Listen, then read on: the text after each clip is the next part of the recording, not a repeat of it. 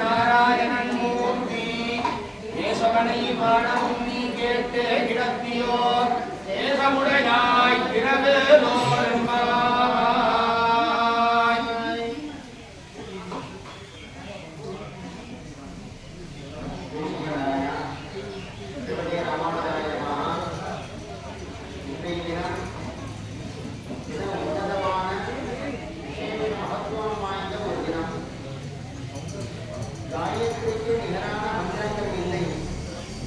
ஏகாதசிக்கு சமமான விரதமும் இல்லை அப்படின்னு ஒரு பழமொழி. அதே போல 12 மாதங்களிலும் வளர்ச்சியில ஒரு ஏகாதசி, தேய்பிரையில ஒரு ஏகாதசி வரும்.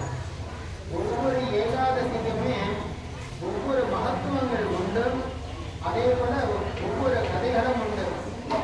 அந்த ஏகாதசி மகாத்மியங்கள்லாம், அந்த கதைகள் எல்லாம் மகாபாரதம், பாகவதம் முதலான புராணங்கள்ல, விஷ்ணு புராணங்கள்ல தெரிஞ்சுக்கலாம்.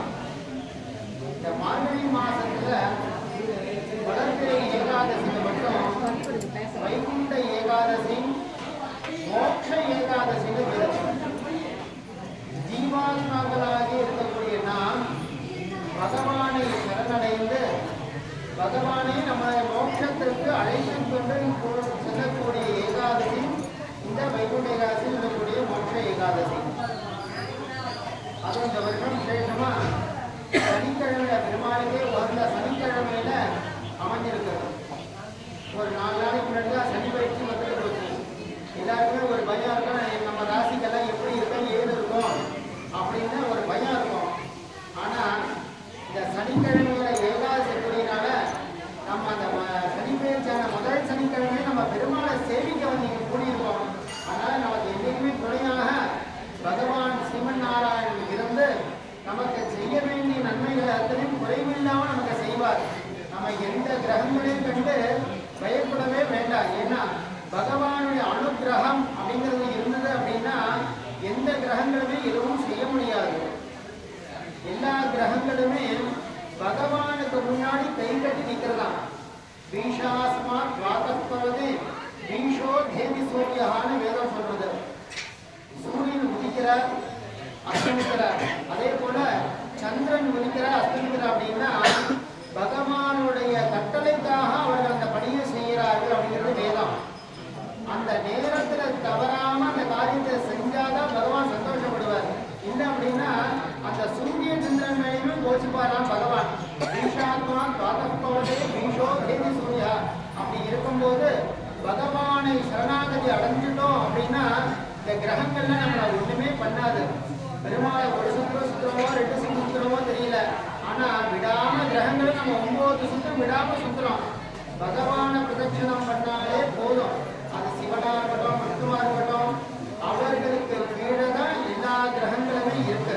அப்படி இந்த சனி பயிற்சியாகி இந்த முதல் சனிக்கிழமையிலேயே நம்ம பகவானை சேவிக்கிறதுனால எல்லா விதமான க்ஷேமங்களும் நமக்கு குறைவில்லாமல் வந்து சேரும்.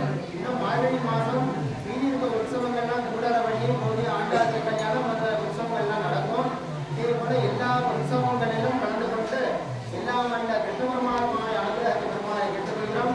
கூடாரவள்ளி அன்னைக்கு விசேஷமா நம்ம கோவிலில் ஒரு 4 வருஷமாக 100 தடா உற்சவம் பண்ணிட்டு இருக்கோம்.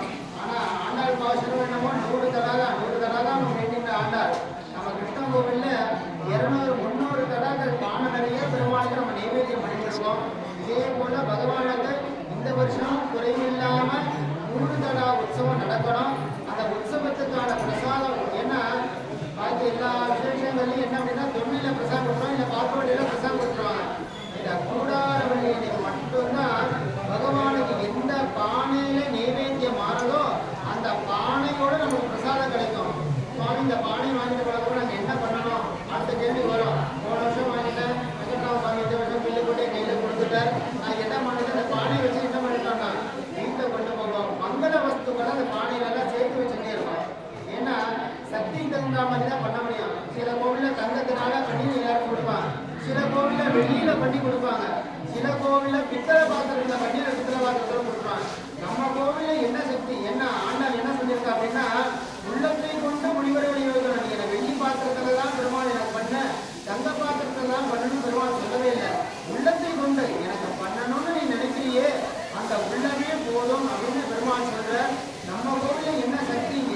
என்ன சக்தியில் கொடுக்க முடியுமோ அதனால பானையில நைவேத்தியம் பண்ணி அந்த பானையோட பிரசாதத்தை நம்ம கொடுத்துருக்கோம். இந்த வருஷம் கூடார விசேஷம் நடக்க போகிறது.